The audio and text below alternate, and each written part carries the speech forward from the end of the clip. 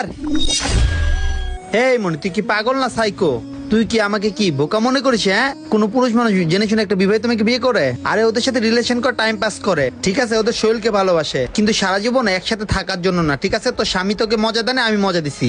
আমি তো এখানে দাদা এটাই ভাবতেছিলাম, তোর এই স্বামীটা কতটা ভালো ছিল, তোর জন্য কতটা পরিশ্রম করতো, তোর স্বপ্নগুলো পূরণ করার চেষ্টা করতো। তুই তাকে ছেড়ে দিলি আমার জন্য, তাকে রেখে তুই আমার সাথে পরকিয়া করলি। আর আমি আজকে আমার টাকা পয়সা আছে তাই তুই আমার কাছে আসস, আর আমার যখন টাকা পয়সা শেষ হয়ে যাবে তখন তুই আরেক পুরুষের কাছে যাবি। আমি তো তোর মন পাওয়ার জন্য তোকে বিয়ের কথা বলছিলাম, আমাকে ছেড়ে অন্য পুরুষের কাছে গেলে পর আমার কি হবে? তো আমি তোর স্বামীর মতো একটা বোকা না, তোকে তো বিয়ে করার দূরের কথা তোর সাথে সম্পর্ক রাখবো না। তুই তোর মতো থাক, আমাকে আমার মতো থাকতে দে। দেখো না, তুমি ভুল বুঝতেছো, আমি তোমাকে ভালোবাসি, আমি তোমাকে ছেড়ে কোথাও যাব না।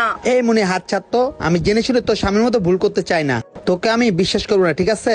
তোকে আমি হারে হারে চিনি, তোর স্বামীও তোকে চিনে, আমিও চিনলাম। তুই আমাকে ছেড়ে অন্য পুরুষের কাছে যাবি, কারণ তুই নারী কখনো ভালো হবি না। যে নারী এক পুরুষের আসক্ত হয় না, তার কাছে 10টার পুরুষ আইলেও তার আসক্ত হতে পারবে না। যে স্বামীকে সাথে সে আমাকেও ছাড়তে পারবে। তো তুই তোর মতো থাক, আমাকে ফোন দিয়ে ডিস্টার্ব করবি না। নয়ন, বন্ধুরা, এটাই বাস্তব। এক নারী যদিও এক পুরুষের প্রতি আসক্ত না থাকে না, সে 10 পুরুষ আসলেও আসক্ত থাকবে না, সে পুরুষ চেঞ্জই করবে। এই ভিডিওটা ভালো লাগলে অবশ্যই শেয়ার করে দেবেন যারা স্বামীকে রেখে পরকিয়া করে। আর ভিডিওটা লাইক শেয়ার কমেন্টস করতে ভুলবেন না। ধন্যবাদ সবাইকে ভিডিও দেখার জন্য।